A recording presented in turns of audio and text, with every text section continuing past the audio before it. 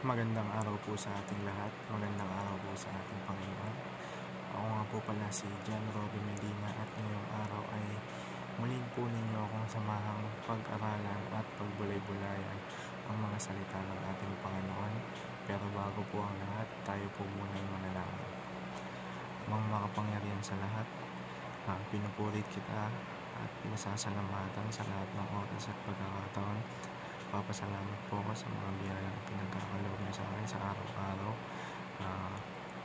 Humihingi po ako ng kapatawaran sa mga pagkakasalang aking nagagawa. Naway ilayo niyo po ako sa lahat ng masama at kapahamakan na maaaring dumating sa akin.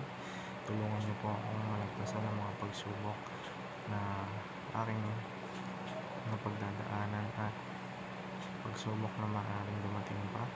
Ngayong araw po, kayo na po ang manguna sa akin. Bigyan niyo po ako ng sapat na karunungan at kaalaman para mas lalo ko pa pong maunawaan ang inyong mga salita. Lord, tulungan mo po akong may apply ko po ito sa aking buhay. Muli, papasalamat po ako sa iyo, Lord. Pinupuri kita. At ang lahat ng ito ay dinadalangin ko sa matamis na pangalan ni Jesus. Amen. At muli, magandang araw sa ating lahat. Ang topic natin ngayong araw ay Armor of God, Helmet of Salvation. At ang versong pag-aaralan natin ngayong araw ay Ephesians chapter 6 verse 17. And take the helmet of salvation and the sword of the Spirit, which is the word of God. Sa Tagalog naman, Efeso kapitulo 6 verso 17. Isuot ninyo ang helmet ng kaligtasan at gamitin ang tabak ng Espiritu na walang iba kundi ang salita ng Diyos. At para naman po sa ating katuruan ngayong araw ay unang-una, Christians must wear the helmet of the assurance of salvation. Isuot natin ang kaligtasan na ibinigay sa atin ng Panginoong Jesucristo. Ito'y sapagkat itong kaligtasan na to ay kailanman hindi na makawala sa atin. Binigay niya na sa atin at habang buhay na itong nasa atin. Dahil once na tinanggap natin ang kaligtasan, which is si Jesus Christ, once na nananampalataya tayo sa Kanya, tinanggap natin ang biyaya ng Diyos, ay hindi na tayo makawalay sa Panginoong Diyos. Forever saved na tayo. Sa pangalawang katuruan naman po, Christians saved by Christ cannot be unsaved by Satan. Yung mga Kristiyano iniligtas na ng ating Panginoong Jesus, hindi na kayang ipahamak ni Satanas. Kumbaga, nakikristo na tayo, napasailalim na tayo sa ating Panginoong Jesucristo. At ang huling katuruan naman natin ngayong araw, Christians are inseparable from the love of God. Yung mga Kristiyano, hindi kailanman mawawalay sa pag-ibig ng Diyos, hindi tayo mawawalay sa kaligtasan ng Diyos na ibinigay na sa atin.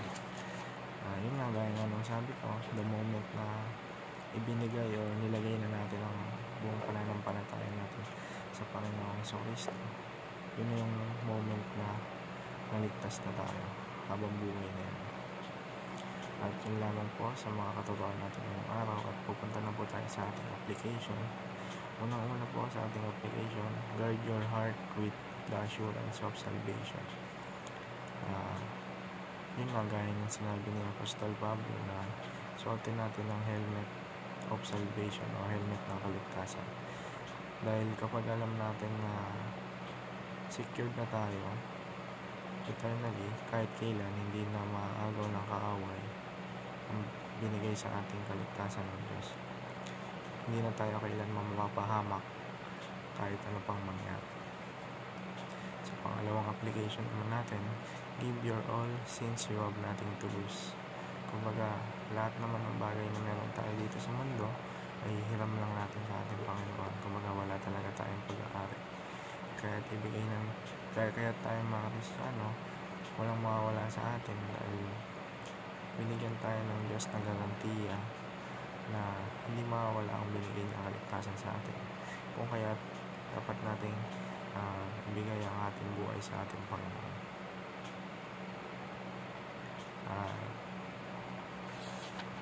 Sa huling application naman natin ngayong araw gear up for the battle that Jesus is fighting for us.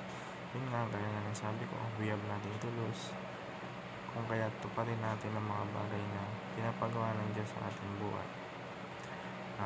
Sundan yung pagsunod at pagsampalataya sa Kanya at pag-share ng mga biyaya ng Diyos, pag-share ng mga salita ng Diyos, pag-share ng wisdom ng Diyos, dahil yun yung mga bagay na nakakapagpalugod sa ating Panginoon. At yun lamang po para sa ating daily devotion. Naway may natutunan kayo ngayong araw. At para tapusin ang ating devotion ngayong araw, tayo po ay manalangin. Lord, maraming salamat po sa karunungang ibinigay niyo sa akin. Papasalamat po ako sa kaligtasan pinagkaloob niyo sa akin. Kayo na po ang manguna sa aking buhay. Pinagkakatiwala ko po ang aking buong buhay sa iyo, Panginoon, dahil alam mo kung ano ang makakabuti at makakasama sa akin. Naway ang will mo ang masunod sa aking buhay. Lord, patuloy mo po akong ingatan at ilayo sa lahat ng masama. Papasalamat po ako sa iyo palagi. Pinupuri kita palagi sa lahat ng oras at pagkakataon. At ang lahat ng ito ay dinadalangin ko sa matamis na pangalan ni Jesus. Amen. Maraming salamat po.